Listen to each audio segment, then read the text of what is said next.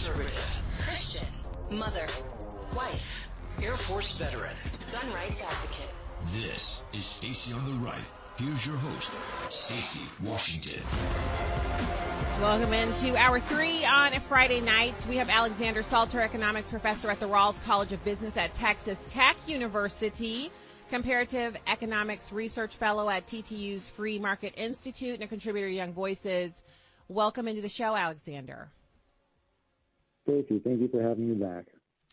Good to have you here. So you have written a bit of an article here on why conservatives, not progressives, are freedom's champions. Tell us more. That's right. I found the Democrats' efforts to rebrand as the party of freedom at their national convention frankly laughable. This is a political movement that is wedded to progressivism, which has for a century tried to regulate, tax, nudge, control. And now they're trying to gaslight the entire nation and convince us that they are really the party of freedom. I don't think that voters are buying it, and they have very good reason to be skeptical.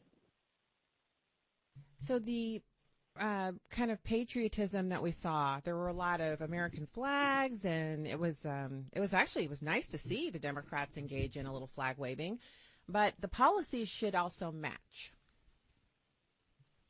The policies absolutely should also match. And I, like you, was happy to see respect for the flag, but frankly, I'm not buying it. When I look at the policy proposals that are actually coming out of the Harris campaign, when I see actual calls for price controls, if there's anything from Econ 101 that we know doesn't work, it's price controls. They cause shortages, they cause quality decreases. That's a way to make sure that in grocery stores there just aren't goods on the shelves. When I see, frankly, punitive tax proposals, raising personal income taxes, unrealized capital gains, when I see well-intentioned but ultimately misguided housing subsidies, which if given to enough people are just going to boost the price of already expensive housing without making it any more affordable or any easier to get, this is really just a disappointing level of economic illiteracy, and it does not at all make us freer. If anything, it makes us far more dependent on the government. And that government dependence is something that I feel like is a continuing theme as well. Again and again and again, we hear Democrats saying, like for instance, the latest thing that Kamala Harris is being kind of taken to task over is her idea that she and the government should give potential home buyers a $25,000 check to help them get into the first rung of the housing market, when that has traditionally been something that people have had to save and earn or negotiate as a part of a contract or a job. It's never been a government responsibility to assist Americans with getting homes, with getting into their first home, rather just to increase GDP, make market conditions such that private industry can free up the market and keep interest rates low. So that is a total shift. And if they can get Americans to think of the government as a source for their down payment money, I think we have a real problem. And think how counterproductive that policy is. The result of that policy, if enacted, would be the exact opposite of what Harris and her team say that they want. If you give one family $25,000, of course they're going to have an easier time buying a home. But if you give a bunch of families that are looking to purchase a new home $25,000, enough to boost the entire market demand for homes, what's the predictable result of that? If you do it for enough people, prices are going to go up. And the supply of housing doesn't respond that fast. Home prices have already increased by 25% since President Biden took office. For comparison, they only rose between 11 and 12% over President Trump's presidency. So we have a housing affordability crisis that would be made worse if Kamala Harris is elected president and actually gets this policy passed. And this is really part and parcel of the progressive philosophy, which reduces freedom to, oh, I can do stuff. I have the resources to do stuff. And obviously it's the government's job to actively provide people with resources. But that's not the conception of freedom that animates this nation. This nation was founded on natural rights, the rights of life, liberty, and the pursuit of happiness. It's transcendent, not instrumental. It's not something that the government can give you by writing you a check. We want the government to secure our rights, but we don't want it messing with market outcomes, picking winners and losers, because that's how you get things like artificially expensive housing that prices ordinary Americans out of the market. It just doesn't work. So the market is something that I often will hear people, they talk about it in like this nebulous term, and it's something that needs to be controlled by the government. And usually when I hear that, I'm looking at someone who's, they're kind of a hardcore Democrat, and they really believe that the government is there to restrain the market. But truly, the market is supposed to be free, and economic conditions are dependent upon the government in that the government can increase the burden of regulation, and burdening businesses with regulation actually suppresses GDP. So the hard work and energy and effort of human beings, that worth of that energy and effort is decreased when the GDP is not robust. So I think there's just fundamentally a misunderstanding of the role of government in economics. And this is where conservatism shines through, especially the movement within conservatism called Freedom Conservatism. This is a strand of conservatism that wants to deregulate, to shrink the size of the federal government, to have it stop consuming so large a share of the national income, to make sure that individuals are free to pursue their own projects, build their own lives, live, make families, worship, do the things that they need to do to live flourishing, humane lives. And as well-intentioned as progressives are sometimes, large intrusive government crowds out these essential social functions. So if we want things like bringing inflation down, getting the cost of living under control, if we want a dynamic economy that can produce the wealth to get us to lead meaningful lives and also produce the wealth that we need to finance important public activities, then the fact of the matter is we cannot choke off the economy with this top-down, heavy-handed regulatory approach that progressives have favored for more than 100 years now. If you want freedom, if you want a healthy economy, if you want a healthy society, you've got to look to conservatism. So let's talk a little bit about some of the policies that Kamala Harris is kind of dodging. They're her own policies, but she's definitely interested in having kind of less attention paid to what she's said in the past. She has previously said that she would ban fracking. She opposed the Tax Cuts and Jobs Act that President Trump passed. If she repeals that as president next year or allows it to expire, that would be a huge jump in taxable income or taxes owed. I saw an analysis that said that a family of 5 earning $200,000 a year would have their taxes increased by $7,500 if the Tax Cuts and Jobs Act is allowed to expire.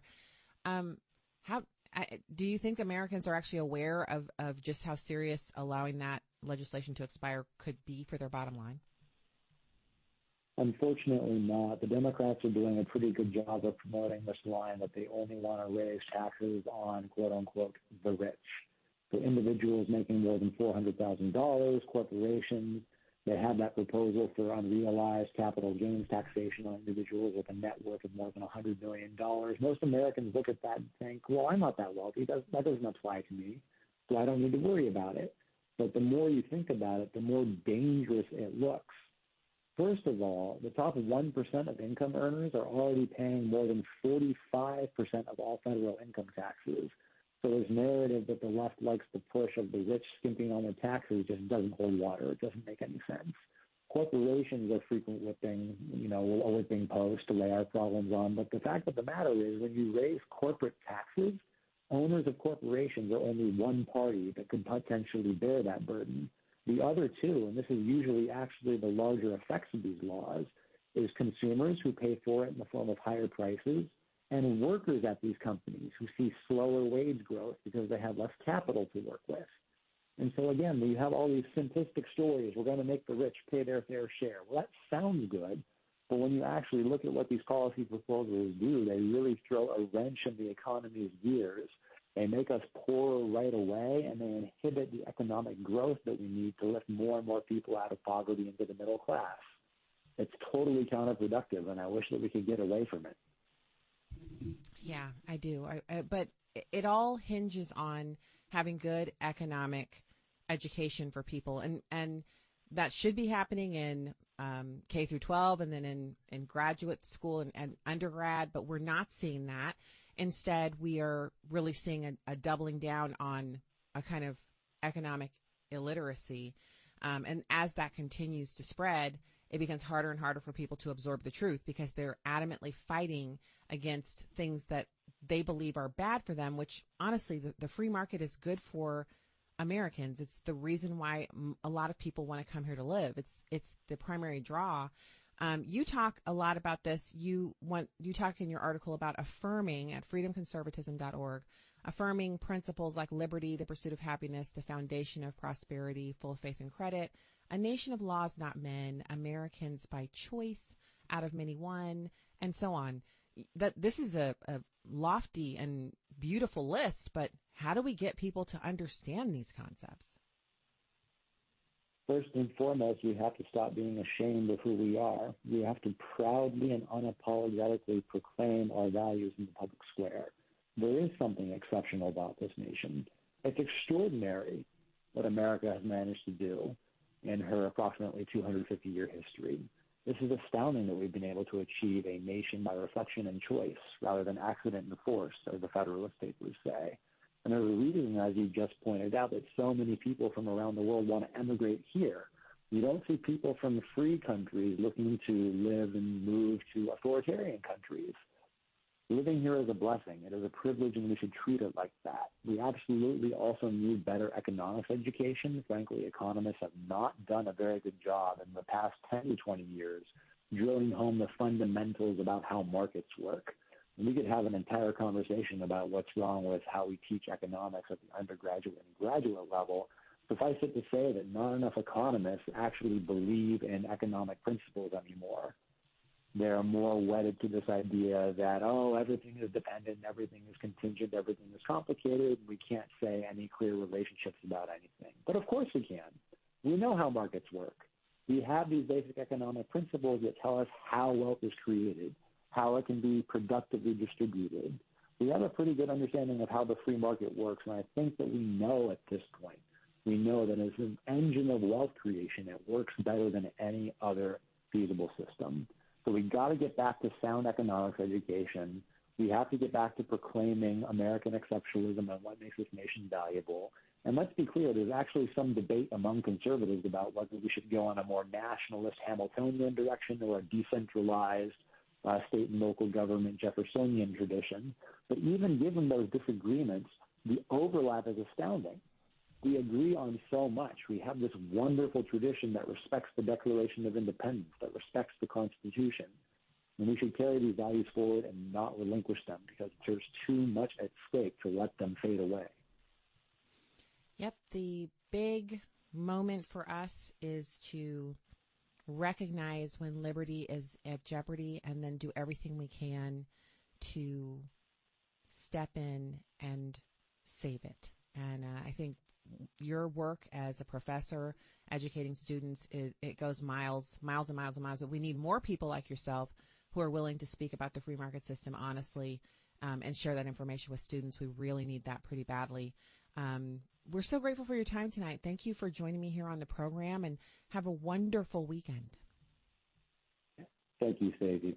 Have a good evening. Good evening. Good to talk to you.